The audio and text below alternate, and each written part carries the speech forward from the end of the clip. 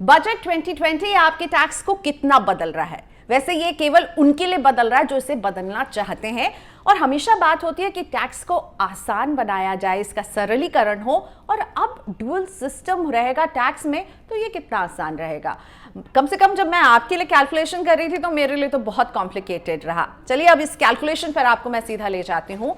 आपको मिलते हैं छूट। अगर आप छूट, डिडक्शंस जिसे हम कहते हैं, और एग्जेम्पशंस, इनको फोरगो करेंगे तो नए सिस्टम में लोअर टैक्स रेट का आपको फायदा होगा। लेकिन क्या ये लोअर टैक्स रेट आपके टैक्स को नीचे ले जा रहा है?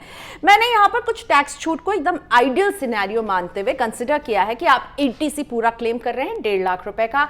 एटीडी या एनपीएस दोनों में से किसी एक को चुन लें। 50,000 मैक्सिमम छूट होती है, आप यह मैक्सिमम छूट ले रहे हैं। 50,000 का स्टैंडर्ड डिडक्शन आपको मिल रहा है। होम लोन के इंटरेस्ट पर 2 लाख की छूट, यानी 4.5 लाख। ये मैंने एकदम आइडियल सिचुएशन मानी है कि ये छूट आप कर रहे होंगे, ये बचत आप कर रहे होंगे।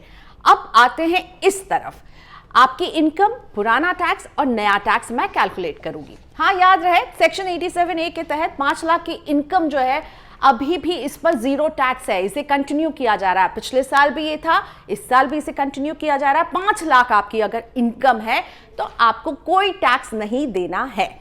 लेकिन 5 लाख से आपकी इनकम जब बढ़ती है, यानी कि आपकी टैक्सेबल इनकम 5 लाख से अगर ऊपर रहेगी तो आप पर टैक्स लगेगा अलग अलग स्लैब्स के अनुसार।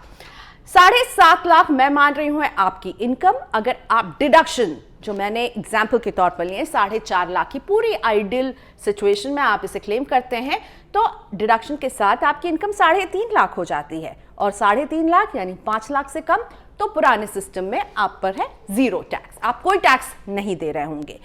अब नए सिस्टम की बात करते हैं, यानी यहां पर आपने ना एटीसी क्लेम किया, ना एटीडी लिया, ना होम लोन है के इंटरेस्ट पर आप छूट ले रहे हैं, तो आपका टैक्स सेस के साथ मैंने कैलकुलेट किया है। सेस लगता है आपके टैक्स पर 39,000 रुपए, यानी पुराने सिस्टम में आप दे रहे थे जीरो टैक्स, नए में 4% सेस जब आपके टैक्स पर जुड़ गया 39,000 का आप टैक्स दे रहे हैं।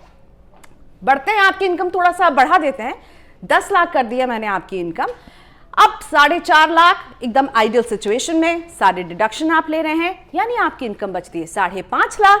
5.5 लाख पर पुराने सिस्टम के तहत जब मैंने टैक्स कैलकुलेट किया, जिसमें मैंने सेस भी ऐड किया है, 23,400 रुपए का आप टैक्स देंगे पुराने सिस्टम में।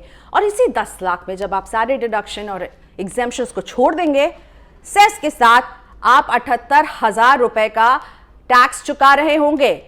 यानी यहां 23,000, यहां 78,000 आपकी टैक्स की देनदारी यहां पर सीधे तौर पर नए सिस्टम में मुझे तो बढ़ती हुई नजर आ रही है।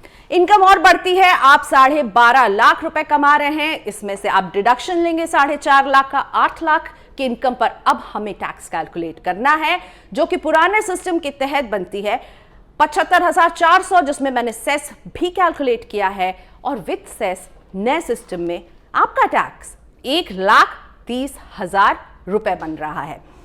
15 लाख है आपकी आय, 4.5 लाख की आप डिडक्शन क्लेम करते हैं, 10.5 लाख हो जाती है आपकी टैक्सेबल इनकम। पुराने सिस्टम में 1,32,600 रुपए का आप टैक्स अदा कर रहे हैं, तो वहीं विथ सेस नए सिस्टम में आप देंगे 1,95,000 रुपए। आखिरी में 20 लाख की इनकम, 4.5 लाख की डिडक्शन आपने माइनस किए, 15.5 लाख पे मुझे करना है टैक्स कैलकुलेट आपका सेस के साथ। पुराने सिस्टम में आप देंगे 2,88,600, तो वहीं नए सिस्टम में सेस के साथ 3,51,000। तो मेरा जो कैलकुलेशन है वो तो यही बता रहा है कि नए सिस्टम में आपका टैक्स जो है ऊपर की तरफ बढ़ रहा है। ये भी याद रखिए, मैंने यहाँ पे कुछ ही डिडक्शंस लिए थे। अगर आप नए सिस्टम में शिफ्ट करते हैं तो कुछ और डिडक्शंस जो हैं उनसे भी आपको हाथ धोना पड़ेगा, जैसे कि एलटीसी, एचआरए, फैमिली पेंशन। आप हाउस प्रॉपर्टी सिविल लॉस को भी सेट ऑफ नहीं कर रहे होंगे, तो इन सारे डिडक्शंस को इनसे आप दूरी बनाएंगे, तब नए सिस्टम में आएंगे। पर अभी तो यही दिख रहा है कि नए सिस्टम में जब मैं सेस के साथ सब कुछ कैलकुलेट कर रही हूं, तो आपका टैक्स फिलहाल तो ज्यादा नजर आ रहा है।